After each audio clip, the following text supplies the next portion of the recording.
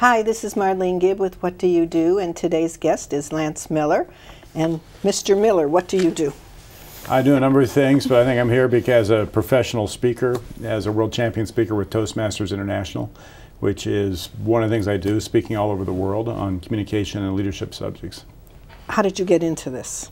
Well, it was interesting. I didn't set out to be a professional speaker. I actually heard a joke, if you want to know the truth of the matter. Well, yeah, let's hear the joke. And the joke was about a gentleman that was leaving his house and he forgot that it was his anniversary, and his wife says, come home early and I'll have dinner. And he needs to get a present. I'll shorten it. He winds up going to a pet store and sends her a parrot that can speak 7 languages and translate. And the pet shop owner is supposed to deliver it at 6 and he'll be home at 5:30, but he gets home at 8 and dinner's set and wine's poured and candles are lit, and he sits down and she brings out the main course and it's the parrot. And he goes, how could you cook that parrot? It's the smartest parrot in the world. And she said, well, if it's so smart, why didn't it say something? And the speaker at the time said, I realize that I too may get cooked if I don't speak up. And that's really what the genesis of this was. There have been a lot of things going on in the world that I didn't really like, and I felt that we all need to have a voice, and I didn't want to get cooked because I didn't communicate and try to actually make a difference in an area. And that my first aspect of that. How old were you when this epiphany hit? I was probably 30, maybe 33, 32, around that time period, and I started speaking out on federal tax reform, basically looking at what would really be a fair, equitable way to have a tax base in the U.S. that was fair, that everybody paid and was not a burden, that actually promoted business and savings and investment and whatnot. And so I wound up debating federal tax policy for about 3 years back in the 90s, 92 through about 95. Where did you debate? I was on 300 plus radio shows around the country. That's back when Ross Perot was running and they had the Reform Party, which was a wild, crazy movement, but I spoke in front of a lot of reform groups, and sometimes it went great, and sometimes everybody stood up and walked out of the room, and it was a rough road. I had no real training in speaking, but I had a lot of passion for what I was talking about, and I realized you need the training, but you got to have the passion behind what you're doing. Well, yeah, the passion comes first, then the training. Right, and that's really where it started. Then I got involved in Toastmasters, and I continued to train and just took every speaking opportunity I could, because it was something I did enjoy doing. And after a while, I got to be known in the local circles as a speaker, someone you could call on that would do a good job emceeing events or speaking out on a subject. And then in 2005, I won the World Championship of Public Speaking with Toastmasters, which is the highest speaking honor you can get there. And that launched me internationally to deliver seminars and conferences around the world. And then with that, more people would hear me speak, and then I would have more opportunities to speak from that standpoint. Now you're speaking, what do you speak on mainly? Main thing I'm focused on really is communication as a subject and leadership as a subject, and how to tap into what I call your life force, your life energy, because it has to come from you. And what happens, your chi, whatever you want to call it, okay? And I have a specific way I define that, which is your conviction, your passion, your sincerity, and your humility. And it takes that combination of conviction and passion. Say those 4 again. Conviction and passion. Okay.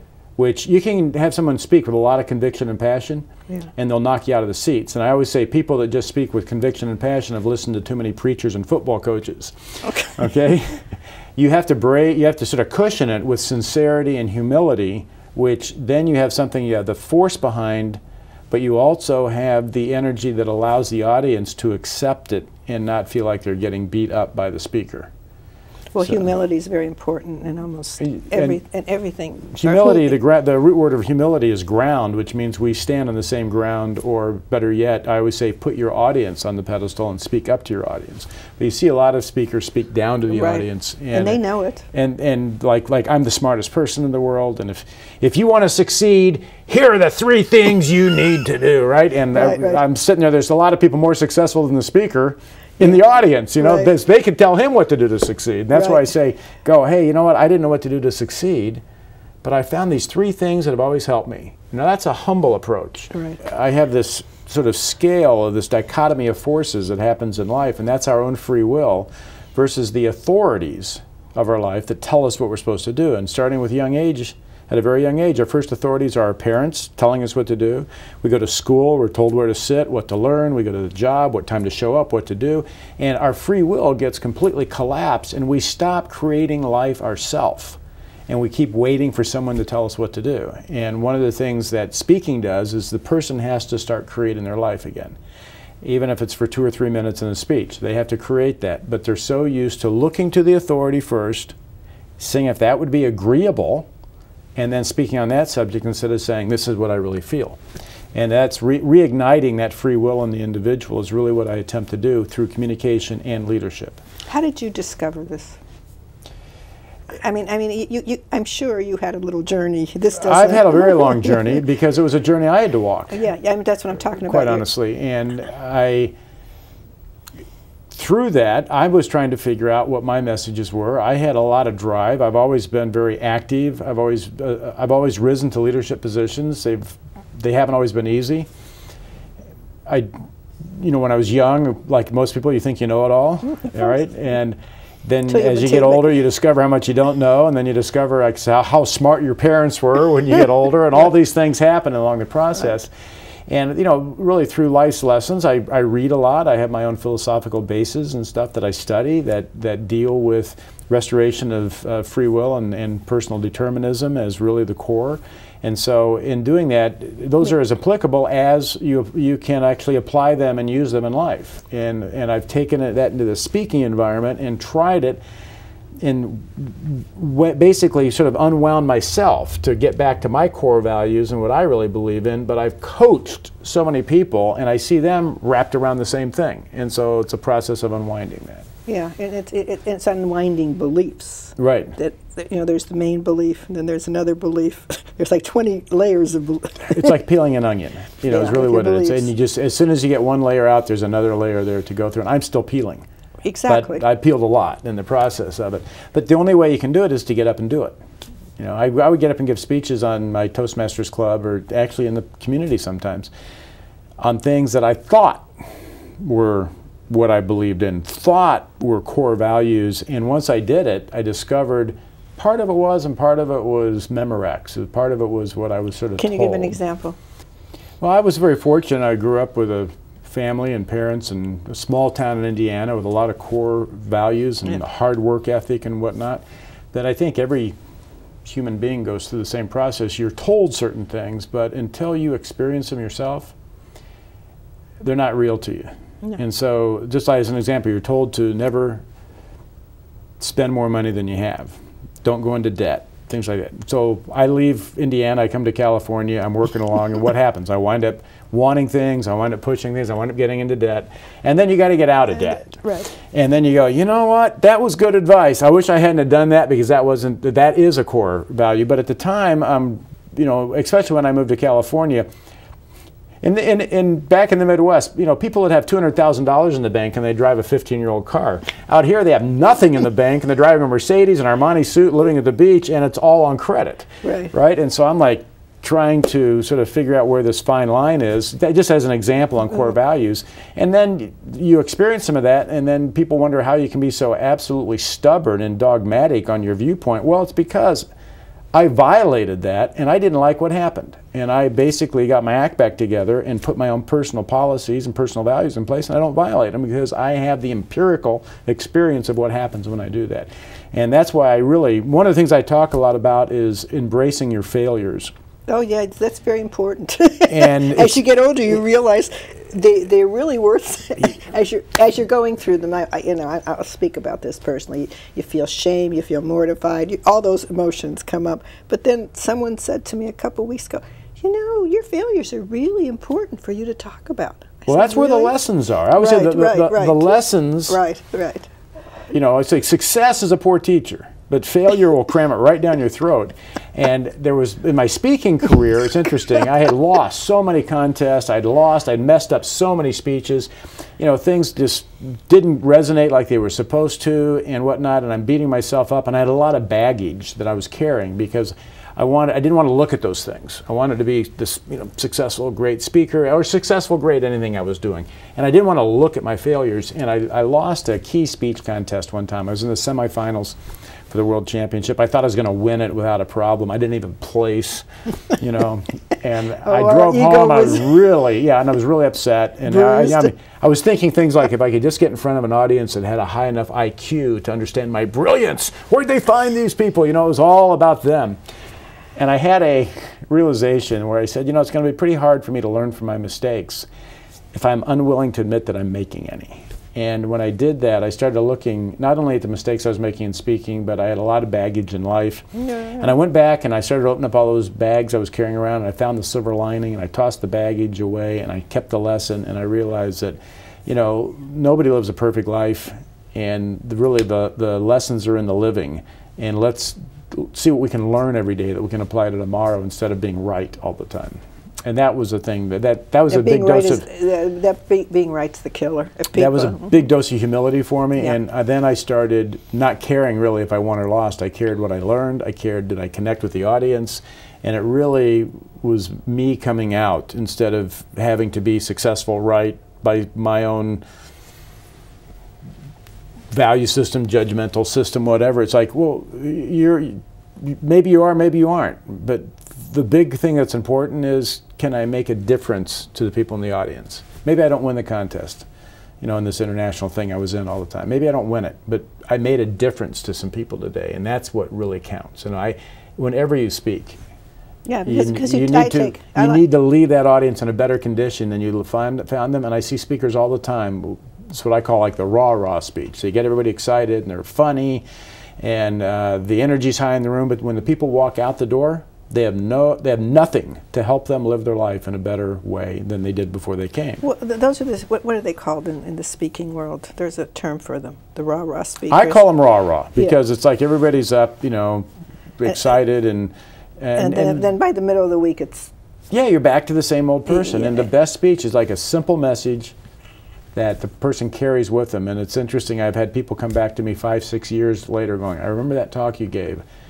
Every time I get in a tough time, I remember that talk, and it's helped me so much. And that to me is what it's about. That's what life is about, is how much can you help somebody else. That's really what the core of life is. And unfortunately, in the materialistic world we have, it's promoted, how much can I get for myself? Right. But really our value, our self-esteem, our sense of well-being is, how much do I help others? Mm-hmm. And I sort of came to that on a circuitous, roundabout way. It didn't come straight on. No, I think, why didn't it come from very straight path? Why didn't my life had one straight path? It doesn't. No. Life doesn't. I was never told that. We're taught that in school. You do this, and then you do this, and this is going to happen. You're going to get into management, and then whatever. Yeah, this whole plan and career path, and then you wake up someday and the company's under, or you don't like your job, or you can't get along with your boss, or you chose the wrong mate to marry, or whatever it is, and then you wind up. But going through those things, and one of the reasons I feel people, especially in the speaking environment, the people that have had the traumatic experience are great speakers, because with that traumatic experience, they got pushed so far out of their comfort zone that they really had to fall back on who they were. They got to discover who they were. Mm-hmm. It doesn't require a traumatic experience to discover who you are, but those traumatic experiences force you to come to terms with who you are. Now, as an example, one of my uncles was the 13th POW taken in North Vietnam, and he was in prison for 7.5 years. He was tortured regularly. He talks about how he wished they would let him die, and they wouldn't let him die. He came to terms with who he was, and he's a phenomenal speaker. He speaks all over the country on his POW experience, what he learned, what actually occurred, because he doesn't have to impress anybody. He knows exactly who he is, and where to come from a speaking standpoint.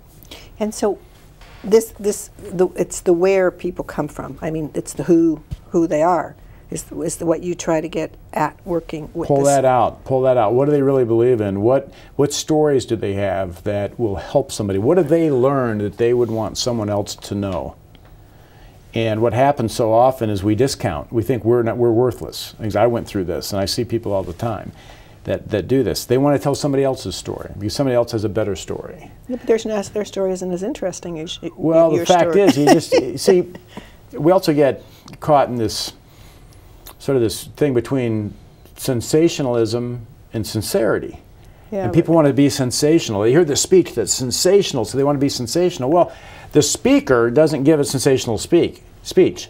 The audience feels the speech was sensational. It's not up to the speaker. But it has just to be sincere. A sincere speech will be received as a sensational speech from the audience. But if you stand up as a speaker and try to be sensational, you lose who you are, and there's this fake persona that comes out. And the audience knows it. And everybody sees it. The best speeches are just really dynamic, sincere, honest speeches, simple concepts from that standpoint. And everybody has phenomenal lessons that they can share. They have phenomenal stories, but like me, I hadn't had anything really bad happen to me. So I felt like I needed to have grown up in a family with 10 kids, and my dad was in jail, and my mother supported us working as a prostitute someplace, and now I'm worth $50 million. Let me tell you what's it like to succeed against all odds, right? Well, that's not my story. I had a great family, I had a good education, good jobs. I used to say, I get so depressed. Where's the message in that? But there were thousands of messages in there once I cracked that can open and started looking at my life and what had really made a difference. Why am I the person I am? And I looked at the experiences I'd had, and I have a whole list of 10 questions I ask, and I do seminars on helping people look at their lives and bring those messages out. And what I see is the person actually come alive. I actually see skin tone changes. I see their energy come out. This is what gives you the charge, right? Yeah. That's the passion behind it. And the same thing in working environments. I've done 5 business startups and putting teams together and bringing people in. There's the confusion of being competent on a job and struggling with it, and helping people through that. And they have to be rooted in their own values and their own belief in the product. And the place I start with them, if they're not doing well, do you think this is a good product for people? Do you have pride in selling this? And if they have a question about it, we handle that first. Because nobody wants to sell somebody something they think is an inferior product. Well, I think people get caught up in sales too. They think they have to be out there knowing knowing everything, and they have to sell it. And lots of times you just have to listen, and you can sell it a lot better than if you're right in their face. Without a doubt. And just on the sales side, and I have a whole program I call the Natural Laws of Sales. But I say it's an education process. Remember, I talked about the free will of the individual, the self-determinism of the individual. It's very easy for a salesman to overwhelm a person and get them to sign on the line, and that's when the individual has the buyer's remorse. If you educate them up to a point to be able to make the decision themselves on that this is what they want, because you presented the data in a way that they accept it, they understand it, they feel good about it, they own the decision to buy, then you have a good sale. But you also have a relationship that's going to last a long time. And my definition of a good sale was when you see the person 30, 60, 90 days later, you're both happy to see each other. And if you're doing something and you're overwhelming this person or cutting a corner or not being honest with them, the next time you see them, you're going to wonder in your own mind, did they find out that I wasn't straight with them? Or if you also let that individual grind you down on the price too much or put terms in you can't live with, you'll be upset with them because you didn't feel like you really did the best job you could. So it's like when you see them 60 days later, you're going to be happy to see them. Work with that with my salesmen, and they're like, that becomes the whole game is like we're building a long-term relationship of helping people. So I think I agree. I agree. It's the relationship. It takes time. I mean, like you've been to plenty of mixers, and someone's giving me their card, and out the pitch comes. I thought, I don't even know you. Exactly. Why are you? I can do this, and I can give it for this price. And to be honest, at those networking mixers, that's the complete reverse way you should be doing it. If you really want to establish networking with people, you don't give them your card and say, this is what I do. You say, what do you do? How can I help you? Yeah. And that builds a relationship. And the person will naturally want to then give to you at some point. But let me understand what you're doing, because I may know somebody that could assist you, because that's what everybody's there for. Nobody's there to have cards thrust upon them and being told what to do. And Americans like their 3 feet of space, right?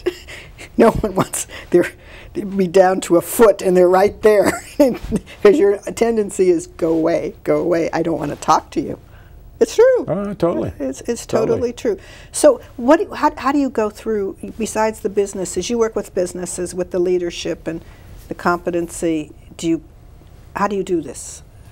Do you, when they have teams, you put people in teams? There's a number of different things I do. It depends on what I'm brought in to do. I mean, I do, sometimes it's just a keynote at a conference. Yeah. I work with other businesses many times on a consulting basis to actually go in and set up their sales, their marketing. You come from sales and marketing, right? I come out of an entire business background, from manufacturing, production, delivery, I saw finance. Food. Yeah, my family had a milk and ice cream business. We had a chain of convenience stores, restaurants. I started an ice company with my father when I was 22. And so I grew up in that business. I used to run milk routes, and I had to do all the accounting, plus all the inventory management, everything on from that standpoint. I grew up producing ice cream, freezing ice cream, putting milk in a bottle, going out to the farms, picking up the milk, bringing it into the plant. Phenomenal education in management, plus handling all the employees. Right? And then as I've moved forward, typically the area that most businesses have trouble with, it's the sales and marketing. Usually the person's in the business because they have a technical expertise.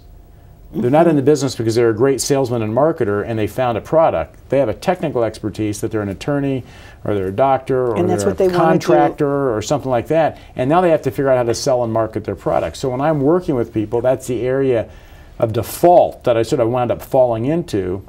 And it was I was with Nestle, I was with Anheuser-Busch in marketing and did sales with some of the largest media companies in the United States. Did not do great in those environments.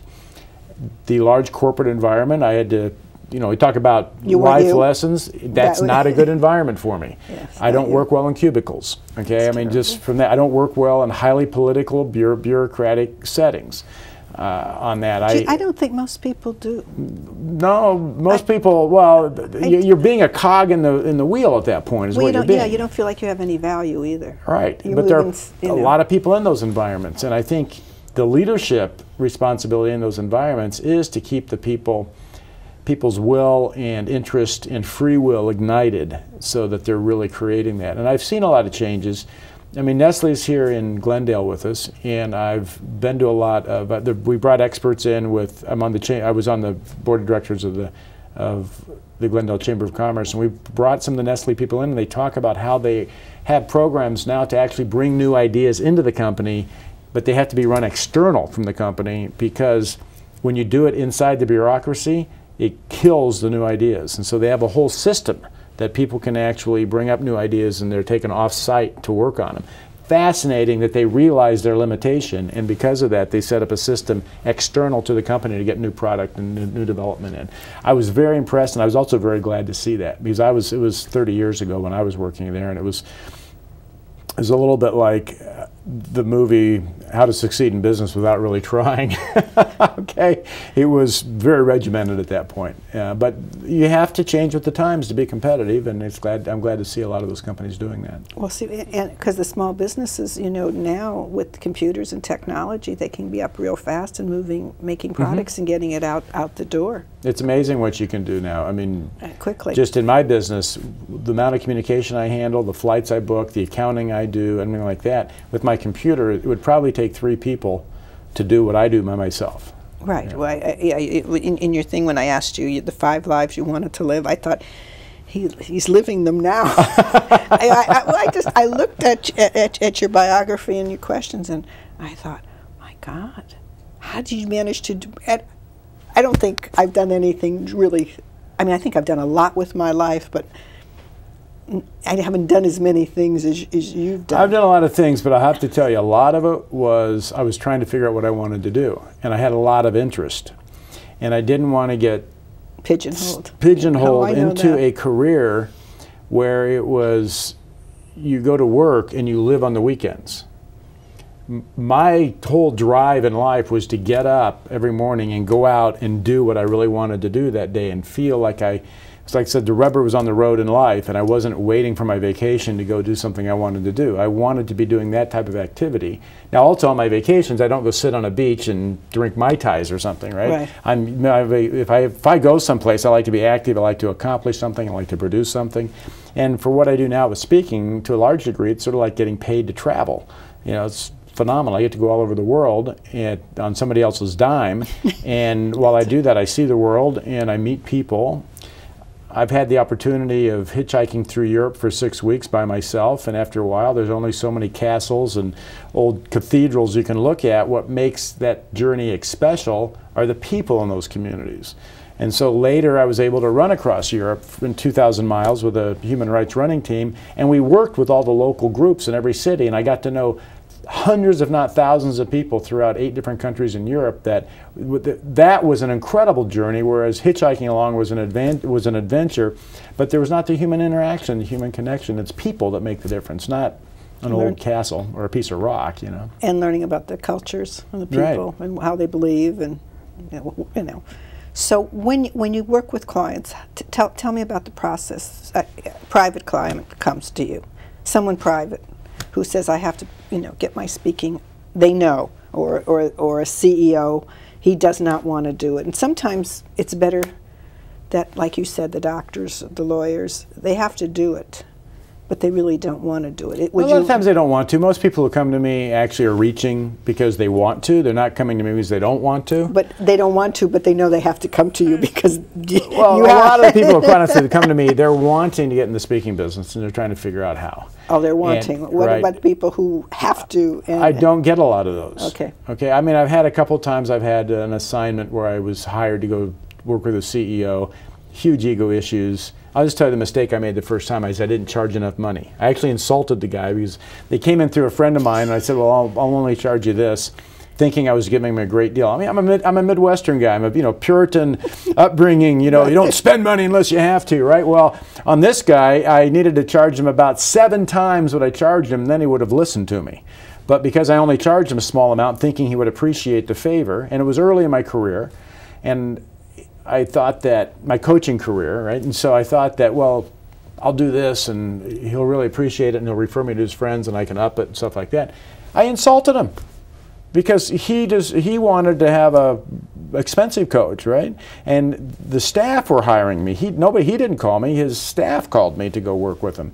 And most of what I had to do was handle the upset he had with that they felt he wasn't capable of delivering the speech, to get him to a point where I could even work with him. So like I say, usually I'm selective on who I take. Well, you learn that. I get two spectrums. One is the people at the top that don't want to listen to you. The other one is people at the bottom that aren't ready to get out, but they think they are, and they want to work with someone, and what they do is they'll just take all your time. Now, what I do when I work with someone is I really look at what is their, helping them get the clarity in the message they want to deliver. Okay. Because most people are not clear on that at all. That's the first thing. The second thing is who would be interested in hearing that message, and more importantly, who would be interested in paying you for that message.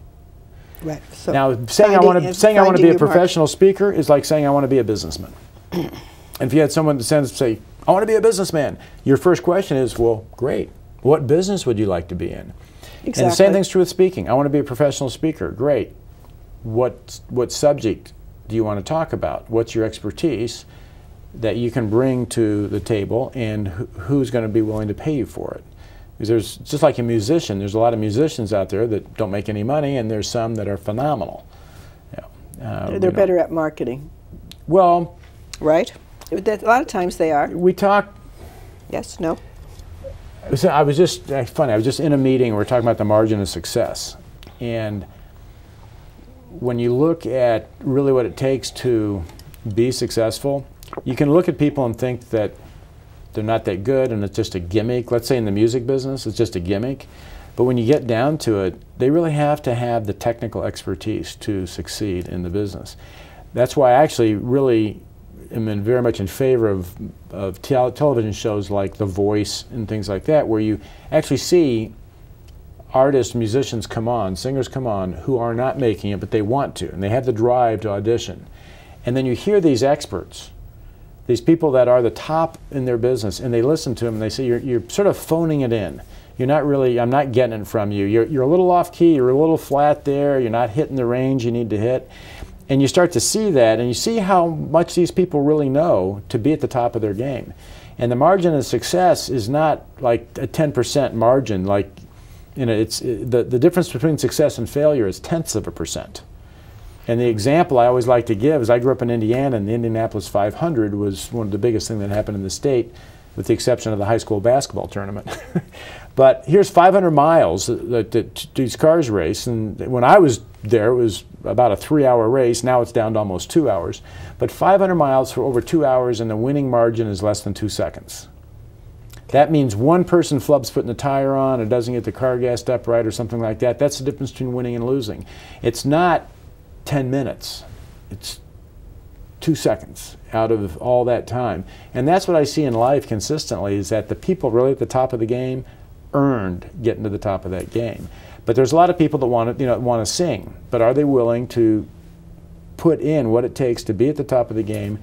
And there is marketing, but there's really the delivery of what they want to, really put in their heart. And we talked about the passion and the conviction on what they're talking about. It's usually not the person that just that wants to experience some quick success. It's somebody who loved what they did, and they were willing to sing any place. I remember hearing John Denver in a concert, and he was talking how he used to sit in the lifeguard stands here in LA, playing his guitar, dying for an audience to sing to.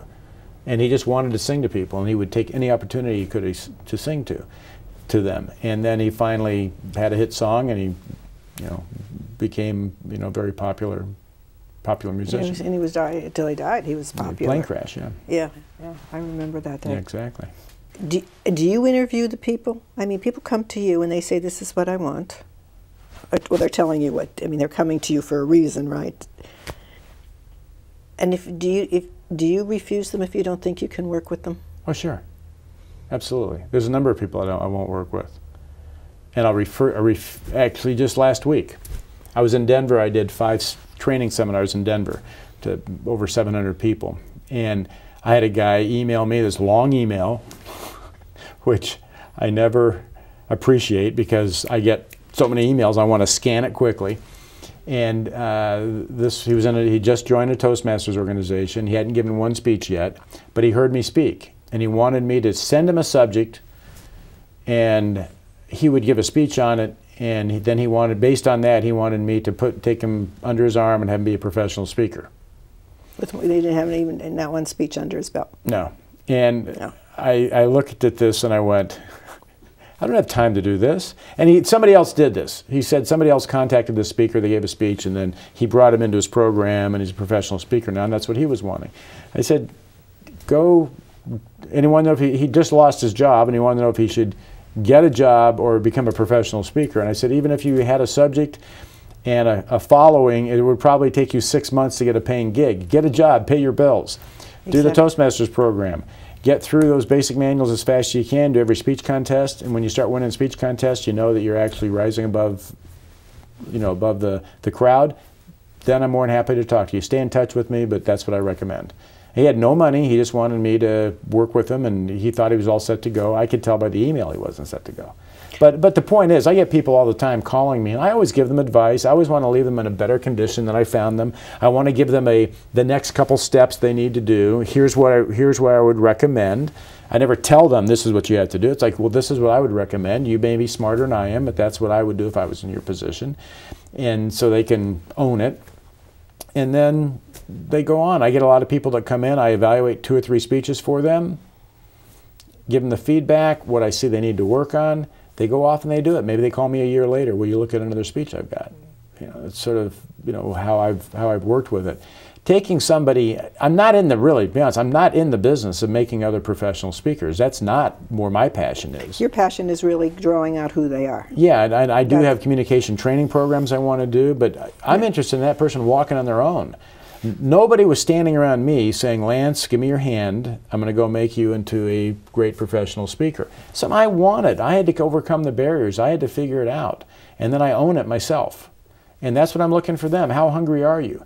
And the interesting thing, when I was a kid and when I was younger, it used to just tick me off when I was trying to do things, and people go, well, I don't think you want it this bad, you want it bad enough, because I was wanting the quick success.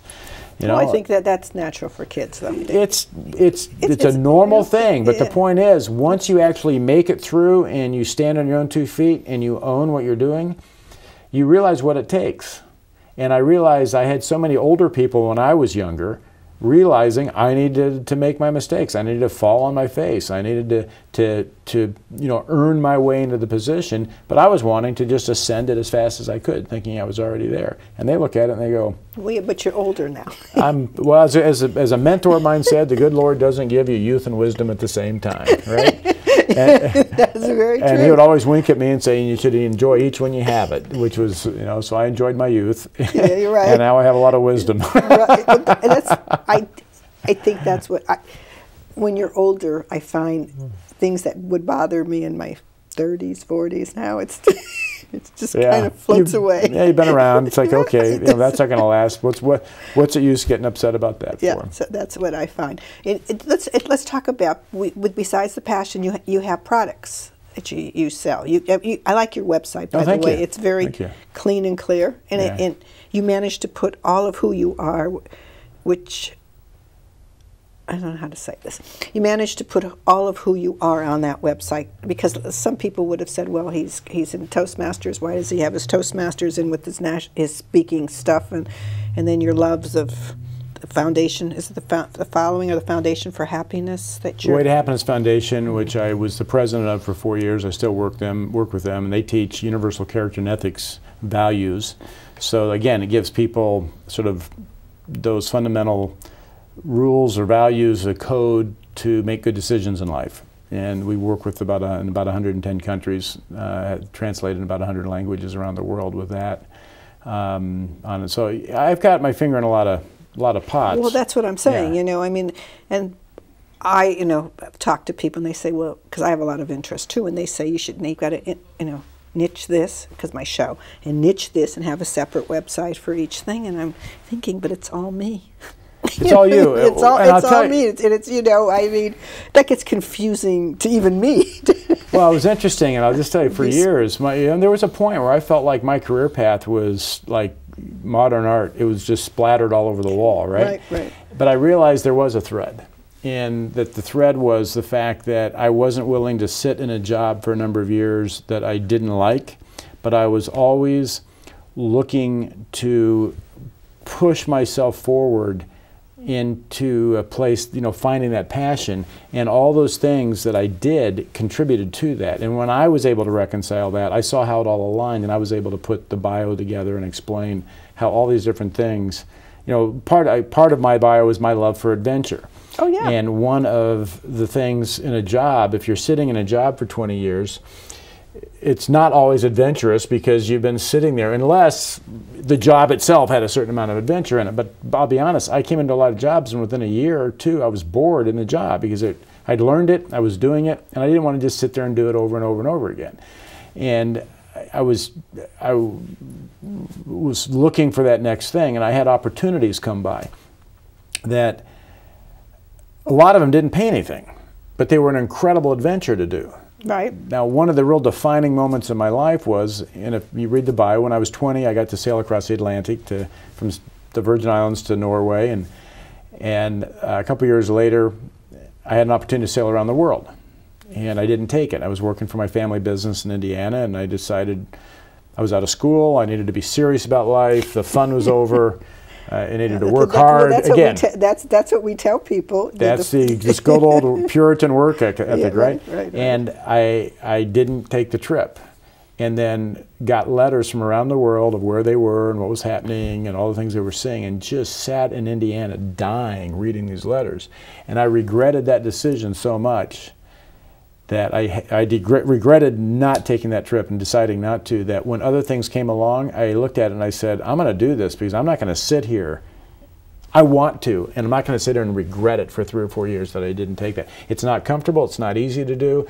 It's, like I said, I have to pay for some stuff myself to do it. Financially, it doesn't make any sense to do, but what an adventure. I love that. And those, when I look back on my life, as I say, I never look back and remember reconciling my bank account. I never remember a good night's sleep. But I remember being up for 42 hours and cycling from the Russian border to Helsinki on that day, and with no sleep for all that time. Those are the things I remember. And when I reflect back on that, I go, when I'm making my decisions for my future, I look at what were the most memorable, things in my past, what were the things I consider good decisions now that I have some distance on them, and then I apply that to my decisions I'm putting forward. So where are you going to go forward? Forward, I actually have a communication training program I want to launch that people come in and do the drilling themselves. One of the biggest problems we have in the world is that people can't talk to each other. And we talked about this necessity to be right. So we have this emotion worn on our sleeve. And I gave that up. I know, but you know exactly what I'm talking about. Oh, yeah, I gave it up. And giving people when you start to communicate and learn how to communicate, you start to come alive. And you just look at, I've watched this in Toastmasters for years. Somebody comes in and they're in their shell and they can't communicate, and 6 months later, they're having fun. They're having a blast. The real personality is coming out. They have the confidence to say what they're thinking. And so I have a whole training program with several levels in it. We'll go up to media training and executive, like administrative communication, public speaking, a lot of things you could do from that standpoint. I have a number of books on the drawing boards. My international speech was on the power of validating what's right in people, and I have a whole validation program I want to write up so people can look at, how to bring the best out in other people. And I really sorted it down to, if we just looked for what was good in people instead of bad, all the problems in the world would go away. And listen. On that. So from that standpoint, I have those are the two main things. I've got a number of other businesses I'm working with to help them with their communication and presentations of different products that they have. How are you going to distribute your this new course that you want to do? To answer the question, I'm marketing it online, but it would be set up in different cities for usually 3-day modules that people would come in and train on. Okay. So, and when you say distributed, it's not an online training program, but I do have some online training programs that I'm writing. But I'm very much as they say, a one-man band right now. So see, I find this is interesting even here. I don't mind giving speeches in Toastmasters. There's people, and I love doing my show because I'm talking to somebody. Sure. But when I have to face the camera, and they all tease me about it, because that is difficult. Facing 100 people in an audience is not as difficult as facing that camera alone. Alone, I can see that. It's actually hard to talk not having another person there. Right. I mean, that's why, like in a lot of my material, I record my seminars because they're the best, because I have an audience I'm reacting off of. I have done stuff where I just go in the studio and cut it. And it takes a lot of discipline to keep the natural tones in your voice and keep the communication actually being delivered to somebody, because there's nobody there. Yeah. It's like trying to throw a baseball and there's nobody to catch the ball, so you're just throwing the ball. Yeah, you're in virtual reality there. Right. And so but a lot of people are comfortable facing the camera and hate the audience. But for me, I taught schools, so maybe I'm comfortable in that arena. And you can be trained in either. It is whatever you get comfortable with. I've seen a lot of people who are actors, trained actors, actresses, who can assume a role very easily. And they're terrible in front of an audience. Try to interview them, and they're horrible. But you give them a role, give them the lines, they're phenomenal. Right. And to have someone who's both, to me, is someone who really has discovered who they are, and they're very comfortable in their own skin.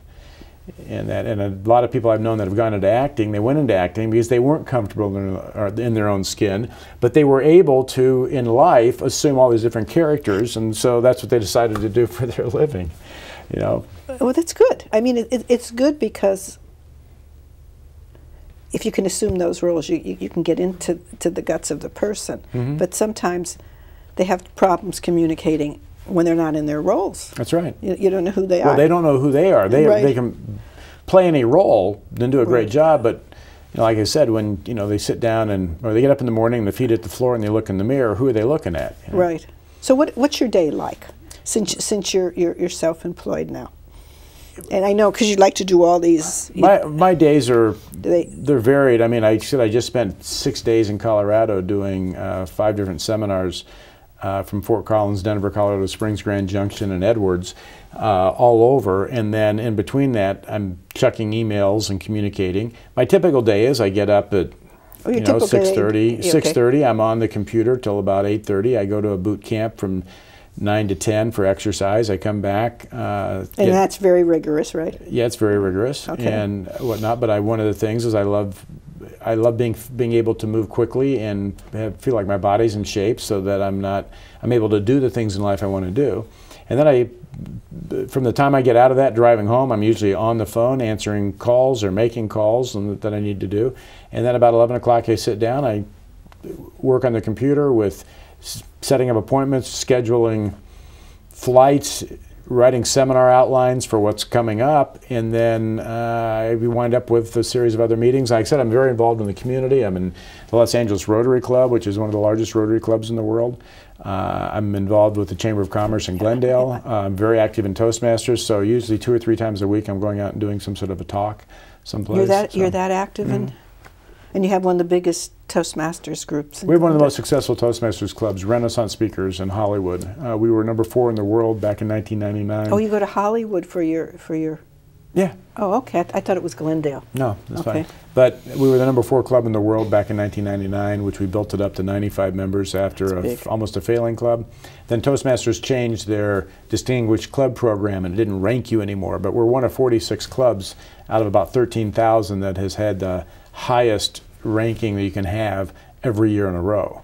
And so we're not 95 members, we range between 40 and 60 members, but we have phenomenal training in that club and excellent speech evaluation and coaching and feedback. And it's none of that, it's just fun. Yeah, it's an absolute fun environment. Yeah, I belong to Irwindale, and I know, because we meet at 7:30 in the morning, and sometimes, I think, I've got to go get dressed up now because I can work here and I can be in my jeans and it's fine, but I have to get dressed up. But once I get there, I'm really happy because we have a nice club, and I like the people in my club. And what we say is, if you're leaving a Toastmasters club in worse shape than you came into it, that's not the right thing. You should be in better shape. It's like going to church. You should feel better leaving than you came. And that's really, to me, the secret of it. It's a safe place to fail, safe place to make mistakes. You need to try out new things, discover your strengths and weaknesses in life in that environment, and then you can take them out into the world with you. Do you think everybody should join the Toastmasters Club? I don't think it's for everybody, but if somebody actually has a desire to improve their ability to communicate, wants to be a more effective interaction with people, and we talk about leadership, it's not like we're teaching people to be, General MacArthur or something. What we're doing is teaching people is how to work with others, to put a meeting on, put an activity on where they coordinate the activities with that. And so the simplicity of this program is so applicable. I mean, I jokingly say, all it takes to rule the world is to speak in public and run a meeting. I mean, look what the President of the United States does. He speaks in public and runs a meeting.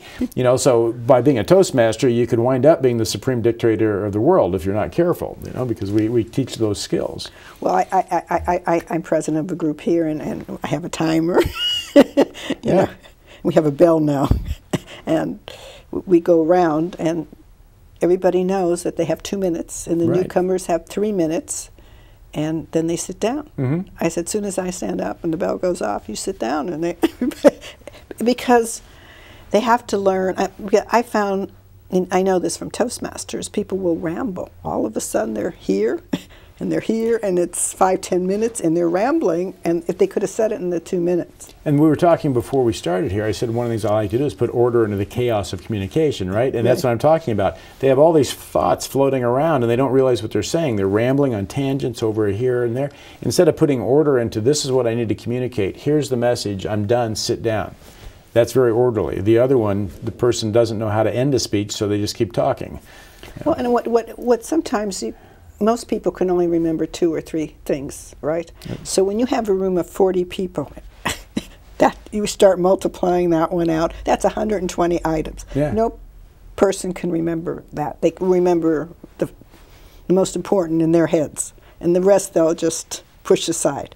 Or what's important to them, then the rest goes elsewhere. But it's the truth. It's totally the truth. So I think since being in the business world, I have seen a lot of meetings very poorly run. You think, my God, you're there an hour and a half, and I think, oh God, this could have been accomplished in what, half hour? Yeah, no, exactly. And I always say there's 3 reasons people don't like to go to meetings. They don't start on time, they don't run on time, and everything in the middle is a waste of time. Right. And you run good, productive meetings, people love to come to them. But mostly, they're usually unproductive, and you're sitting there wasting time wanting to get back to doing something, that actually has some value to it. Well, I know, being in Toastmasters so many years, table topics is about 2 minutes. So I have my 2-minute bell and my or my 5-minute bell. It's just funny how the 7-minute. You get used to it, and that's part of the training. I mean, I consider Toastmasters sort of like an exercise program for communication and leadership, and I go to a boot camp to exercise my body. Not because I want to be great in the boot camp, but I want to be able to run through an airport or go skiing or pick the suitcase up out of my trunk without pulling my back out, right? Right. Well, the same thing's true in Toastmasters. It's not to be a great Toastmaster, it's to have the communication skills you need so that you can actually handle things in life when they come up. And you get used to how long certain things take and what's involved with them because you're doing it. Before that, most people don't even have any concept of what time and talk is. Yeah, and it's very good with the parliamentary. And I think it's good for business people. It's excellent, yeah. Because then they get a sense of, and especially the leadership role there is good. Mm-hmm. Well, we're going to wrap up. Okay. Well, it's a pleasure being here. It was fun. Come say your name, website, and telephone number. Okay. If you want to reach me, it's Lance Miller. My website is lancemillerspeaks.com. Very easy. You can reach me at 818-243-0585. Thank you. Thanks for being here, Lance. This is Marlene Gibb with What Do You Do?